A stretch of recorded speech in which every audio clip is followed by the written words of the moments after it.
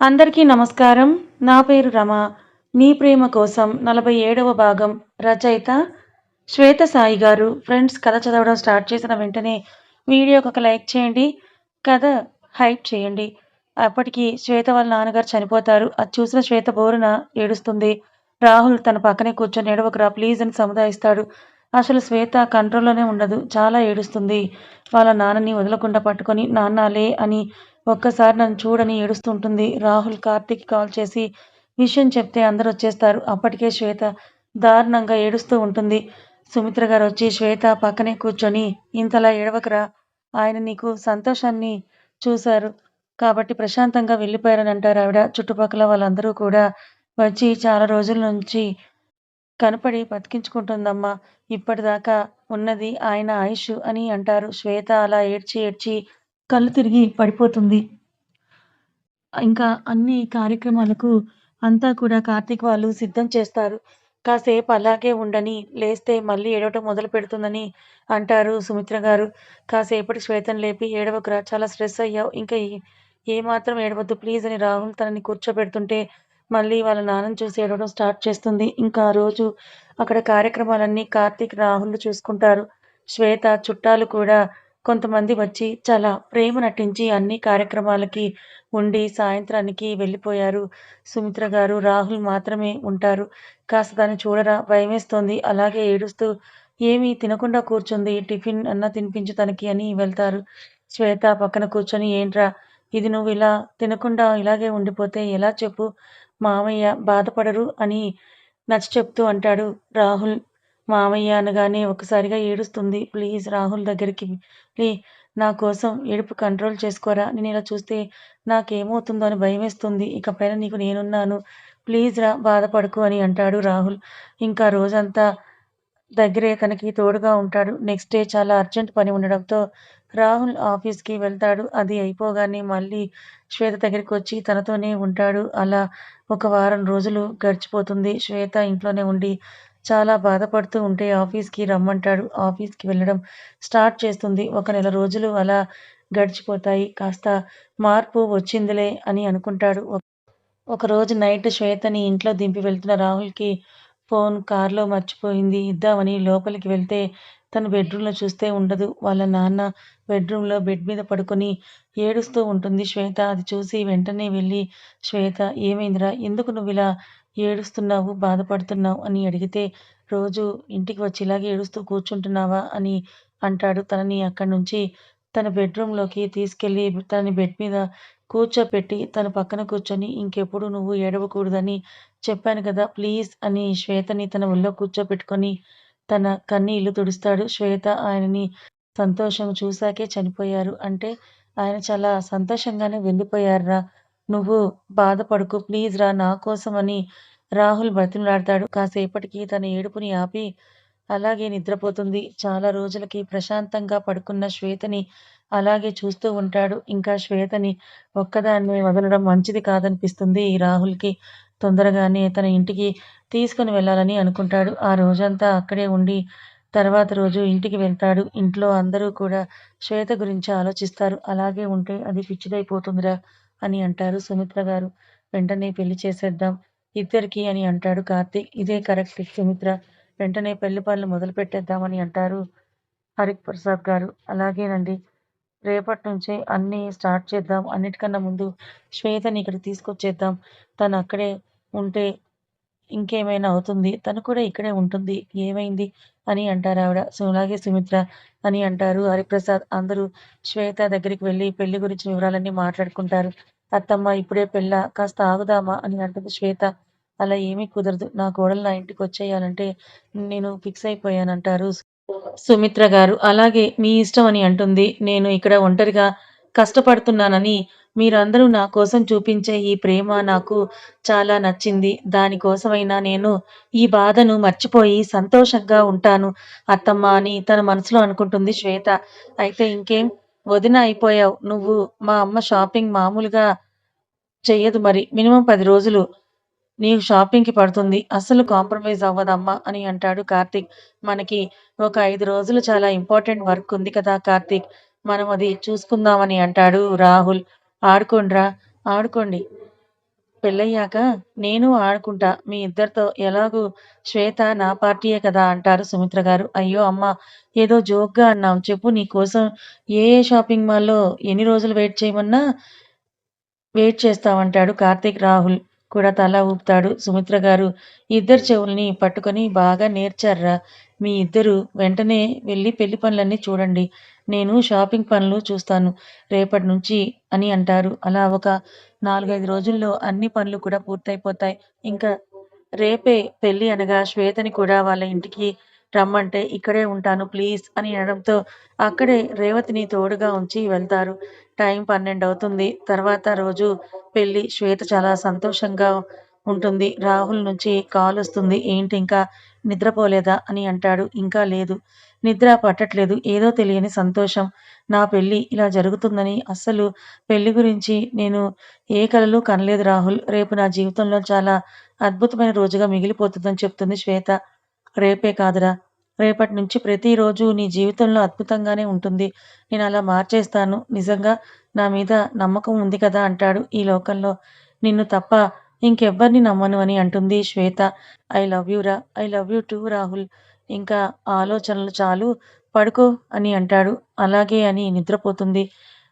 కార్తీక్, రాహుల్ అందరూ ఫ్రెండ్స్‌ని పిలవడంతో వాళ్ళతో పాటు రాజేష్‌ని కూడా పిలుస్తాడు. అప్పుడు చూస్తాడు అందమైన వాళ్ళందరూ ఫ్రెండ్స్ వీళ్ళకే దొరుకుతారేంటి? ఆయన ఈర్ష్య పుడుతుంది రాజేష్ ఫేస్‌లో. యాక్చువల్‌గా రాజేష్ తన చెల్లెల్ని రాహుల్‌కిచ్చి పెళ్లి చేద్దామని అనుకుంటాడు. కానీ సడెన్‌గా రాహుల్‌కి పెళ్లి అనడంతో కార్తీక్ అనే రెండో ఆప్షన్ ఉంది కాబట్టి కాస్త కూల్ అవుతాడు. ఆ రోజు ఉదయమే పెళ్లి కూతురిని చేయడం పెళ్ళికొడుకుని చేయడం ప్రోగ్రామ్స్‌ని స్టార్ట్ చేస్తారు అందరూ. చాలా హడావిడిగా, చాలా సంతోషంగా అన్ని కార్యక్రమాల్ని చేస్తూ ఉంటారు. సుమిత్ర గారు ఇక్కడ రాహుల్‌కి రాసిన పసుపుని తీసుకొని వెళ్లి శ్వేత వాళ్ళ ఇంట్లో శ్వేతకి కూడా రాసి మంగళ స్నానాలు చేయిస్తారు. సుమిత్ర గారి ఇంటి నుంచి ఎవరు రాను అని చెప్పడంతో ఇంకా హరిప్రసాద్ గారి రిలేటివ్స్ వరకే వస్తారు. అరుణ, రఘునాథ్ గారు, రేవతి అందరూ కూడా ఇంట్లోనే ఉంటారు. ఆ రోజంతా శ్వేతకి తోడుగా రేవతి తన దగ్గరే ఉంటుంది. శ్వేత వాళ్ళ ఇల్లు కూడా అందంగా అలంకరించేస్తారు. ఎన్ని పనులు ఉన్నా తన ప్రమేయం లేకుండా అన్నీ వాటంతట అవే జరిగిపోవడంతో శ్వేతకి చాలా సంతోషంగా ఉంటుంది. జీవితంలో ఒక మంచి మనిషి తనకి తోడుగా మారడం, వాళ్ళు మనల్ని చాలా అమూల్యంగా భావించడం అనేది ఒక అద్భుతమైన విషయం. ఇంత మంచి ఫ్యామిలీ నాకు దొరికింది. మీకెప్పటికీ నేను రుణపడి ఉంటాను అని శ్వేత అనుకుంటుంది. ఆ రోజు సాయంత్రమే తన పెళ్లి. ఏదో తెలియని కంగారు, ఏదో భయం. అసలిది నా భయమని ఎవరికీ చెప్పుకోలేని చిన్న అలజడి. రెడీ కూర్చుంది కానీ కంగారు మాత్రం తగ్గలేదు. వదినా ఏమైంది? కాస్త నవ్వని అంటుంది. పక్కనే ఉన్న రేవతి ఎంత అందంగా ఉన్నావో ఒకసారి చూసుకో అంటుంది. అయినా నవ్వని శ్వేతని చూసి అప్పుడే అక్కడికొచ్చిన కార్తీక్ శ్వేత ముందు మోకాళ్ళ మీద కూర్చొని నేను అర్థం చేసుకోగలను వదినా. మీరు ఏం ఆలోచిస్తున్నారు అని. ఇప్పటి వరకు జీవితం వేరు. ప్రతి ఆడపిల్లకి పెళ్లి తర్వాత వచ్చే జీవితం వేరు. నేను, అన్నయ్య, అమ్మ, నాన్న ఇకపైన నీ జీవితంలో ఉంటామంటే నీకు రెస్ట్రిక్షన్స్ పెడతామని కాదు. మా జీవితంలోకి నిన్ను తీసుకొచ్చుకుంటున్నామంటే ఇక్కడ నీ ఇష్టం నచ్చినట్టు ఎలా ఉంటున్నావో అలాగే మన ఇంట్లో కూడా అంతే ఇష్టంగా నీకు నచ్చినట్టే ఉండొచ్చు వదినా. నీకు ఏది కావాలంటే అది ఆర్డర్ చేయి తెచ్చేస్తాము. అంతేకానీ ఏమీ కంగారు పడకు అర్థమైందా? నువ్వు నవ్వితేనే అన్నయ్య నవ్వుతాడు. మీ ఇద్దరి పెళ్లి చాలా చక్కగా జరిగిపోవాలి. అర్థమైందా? అని అంటాడు కార్తీక్. అలాగే అని నవ్వుతుంది శ్వేత. ఇంకా అందరూ హడావుడి చేయడంతో శ్వేత రెడీ అయిపోతుంది. కార్తీకే పెళ్లి మండపం దాకా తీసుకొని వెళ్తాడు. ఆ రోజు హడావిడి అంతా రేవతిదే అవుతుంది. రేవతి దగ్గర ఉండి శ్వేతని రెడీ చేస్తూ ఉంటుంది. తనకి కావలసినవన్నీ కూడా తనే దగ్గరుండి చేస్తుంది. కాసేపు రిసెప్షన్ అయ్యాక పెళ్లి స్టార్ట్ అవుతుంది. రాజేష్ మాత్రం ఇంతమైన అమ్మాయి అసలు వీడికెలా దొరికింది? అసలు నేను ఎలా మిస్ అయ్యాను? డాబు వీళ్ళకి, మంచి జీవితం వీళ్ళకి, ఇప్పుడు అందగత్తెలు వీళ్ళకి. నా చెల్లిని పెళ్లి చేసుకుంటావు. అన్నా తమ్ములను విడగొట్టి నీ ఆస్తి మొత్తం కొట్టేద్దామని అనుకున్నాన్రా. కానీ ఇలా చేశారు. ఒక్క క్షణం కూడా వదిలి ఉండరు మీరు. ఇప్పుడు పెళ్ళాం వచ్చిందిగా మీ మధ్య గొడవలు చాలా సులువు అని నవ్వుకుంటాడు. రాహుల్ వాళ్ళ నానమ్మ, తాతయ్య వస్తారు. ఊర్లో ఉంటారు వీళ్ళు. వాళ్ళని శ్వేత దగ్గరికి తీసుకొని వెళ్లి పరిచయం చేస్తారు సుమిత్ర గారు. రాహుల్, శ్వేత ఇద్దరూ వాళ్ళ కాళ్ళకి నమస్కరించి ఆశీర్వాదం తీసుకుంటారు. సులోచన, నారాయణరావు గారు బంగారంలాగా ఉంది అమ్మాయి అని అంటారు. శ్వేతని దగ్గరికి తీసుకొని పక్కన కూర్చొని మాట్లాడతారు. రాహుల్ పెళ్లిపీటల మీద ఎదురు చూస్తూ ఉంటే గ్రీన్ కలర్ పట్టు చీరలో మెరిసే నగల మధ్యన అసలైన నవ్వుతో, ఎప్పుడూ తెలియకపోవడంతో బిడియంతో కళ్ళని నేలకి వాల్చి నెమ్మదిగా నడుచుకొని వస్తున్న శ్వేతని అలాగే చూస్తూ ఉంటాడు రాహుల్. తన పక్కన కూర్చున్న తన ప్రేయసిని కళ్ళార్పకుండా అలాగే చూస్తూ ఉంటాడు రాహుల్. ఇంకా పంతులు గారు పూజ కార్యక్రమాలు చేయిస్తారు. అందరి హడావిడితో చాలా గ్రాండ్గా అరేంజ్ చేసిన కళ్యాణ మండపంలో అంగరంగ వైభవంగా అతిథుల సమక్షంలో వేద మంత్రాల సాక్షిగా రాహుల్ శ్వేత మెడలో తాళి కడతాడు. పంతులు గారు చెప్పడంతో ఇద్దరు ఒకరి కళ్ళల్లోకి ఒకరు చూసుకుంటూ ఉంటారు. శ్వేత ఎంత సంతోషంగా ఉంది అనేది తన కళ్ళల్లో రాహుల్కి తెలుస్తుంది. ఎవరికీ కనిపించకుండా కన్ను కొడతాడు. అది చూసి శ్వేత షాక్ అయ్యి మళ్ళీ నవ్వుకుంటుంది. ఇదంతా పాపం కార్తీక్ ఒక్కడే చూస్తాడు. అందరూ వచ్చి అక్షింతలు వేస్తారు. అందరి ఆశీస్సులతో రాహుల్ పెళ్లి చాలా ఘనంగా జరుగుతుంది. ఆ రోజు అందరి కళ్ళల్లో సంతోషానికి కొదవలేదు. ఇంకా శ్వేతను తీసుకొని ఇంటికి వస్తాడు. గుమ్మం ముందే ఆపి సుమిత్ర గారు హారతి ఇచ్చి కుడికాలు పెట్టి లోపలికి రండి అని అంటారు. పక్కనే ఉన్న రేవతి ఆగండి, పేర్లు చెప్పండి అని అంటుంది.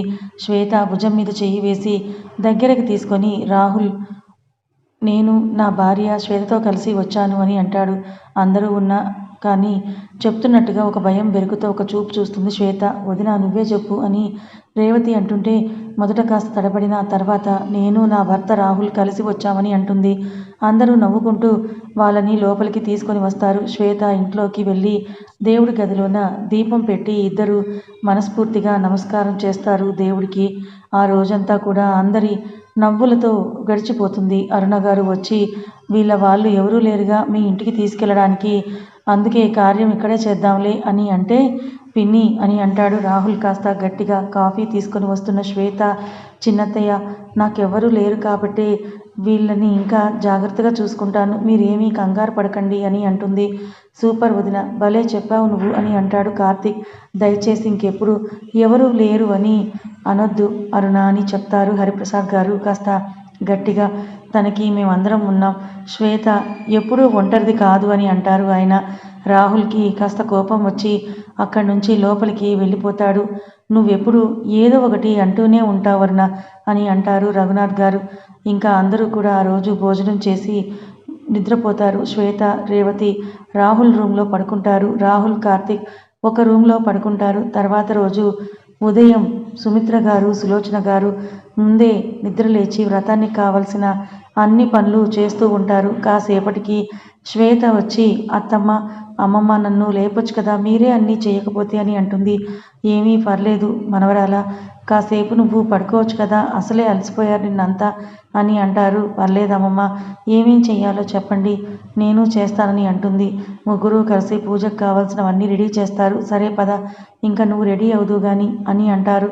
ఇంకా రాహుల్, కార్తీక్, హరిప్రసాద్ గారు కూడా రెడీ అయ్యి వస్తే శ్వేత, రాహుల్ ఇద్దరు కూడా వ్రతంలో కూర్చుంటారు. మధ్యాహ్నానికి అన్ని పనులు అయ్యి అందరూ కూర్చొని భోజనం చేస్తూ ఉంటారు. అరుణ, రఘునాథ్ గారు వాళ్ళు బయలుదేరతాము అని అంటే రేవతి వచ్చి వదిన, నా హ్యాండ్ బ్యాగ్ ఉండాలి ఎక్కడా అని అడుగుతుంది. అదా, ఆ రూమ్లో ఉంది, ఆగు తెస్తానని వెళ్తూ ఒక్కసారిగా కళ్ళు తిరిగి పడిపోతుంది. వెనకే ఉన్న సుమిత్ర గారు తనని పట్టుకుంటారు. ఆ పక్కన ఉన్న రాహుల్ వచ్చి తన ముఖం మీద నీళ్లు చల్లి పైకి లేపి ఎలా ఉంది ఇప్పుడు నీకు అని అడుగుతాడు. హరిప్రసాద్ గారు కూడా ఒక్కసారిగా శ్వేత దగ్గరికి వచ్చి ఏమైందమ్మా అని అడుగుతారు. ఏమవుతుంది, నిన్నటి దాకా తిరుగుతూనే ఉంది కదా, ఈరోజు మార్నింగ్ నుంచి ఏమీ తినలేదు, ప్రతి చిన్నదానికి తిరుగుతూనే ఉంది, కళ్ళు తిరగక ఏమవుతుంది అని అంటాడు రాహుల్. రా కూర్చో అని అంటూ సోఫాలో కూర్చోబెట్టి వాటర్ తాగించి ఇప్పుడు ఎలా ఉంది నీకు అని అంటాడు. సుమిత్ర గారు వచ్చి పొద్దున్నుంచి కూర్చో అంటే వినకుండా ఏదో ఒకటి చేస్తూనే ఉన్నావు, ఇప్పుడు చూడు ఏమైందో అని అంటారు. అత్తమ్మ, నాకు ఇప్పుడు ఏమీ కాలేదు, అందరూ కూడా ఎందుకు ఇలా కంగారు పడుతున్నారు, సరే వదిన ముందు ఈ ఫుడ్ తీసుకో అని అంటూ కార్తీక్ భోజనం తీసుకొచ్చిస్తాడు. ఏది ఇటివ్వు అని సుమిత్ర గారే తనకి తినిపిస్తారు. అందరూ బాగా అలసిపోయారు, కాసేపు రెస్ట్ తీసుకోండి అందరూ కూడా ఎవరి రూమ్స్లోకి వాళ్ళు వెళ్ళిపోతారు. భోజనం తర్వాత చుట్టాలందరూ కూడా ఎవరి ఇళ్లకు వాళ్ళు వెళ్ళిపోతారు. ఈవినింగ్ 8 గంటలకి రాహుల్ రూమ్లో చాలా టెన్షన్గా కూర్చొని ఆలోచిస్తూ ఉంటే సుమిత్ర గారు వచ్చి ఇదిగో ఈ శారీ కట్టుకో అని అంటే అది వినకుండా ఆలోచిస్తున్న శ్వేత దగ్గరికి వచ్చి పక్కన కూర్చొని తన తల మీద చేత్తో నిమురుతూ ఏమైందిరా అని అంటారు. అత్తమ్మ మీరెప్పుడు వచ్చారని అంటుంది కంగారుగా. వాళ్ళు అది వీళ్ళు ఇది అన్నారు అని. ఏమీ ఆలోచించకరా, ఇది నీ ఇల్లు, నీ ఇష్టం వచ్చినట్టుగా నువ్వుండు, అలాంటిదేమీ లేదు అని అంటుంది. శ్వేత చేయి పట్టుకొని ఇప్పుడేంటి ఈరోజు కార్యక్రమం గురించా నీ దిగులు అని అడుగుతుంది.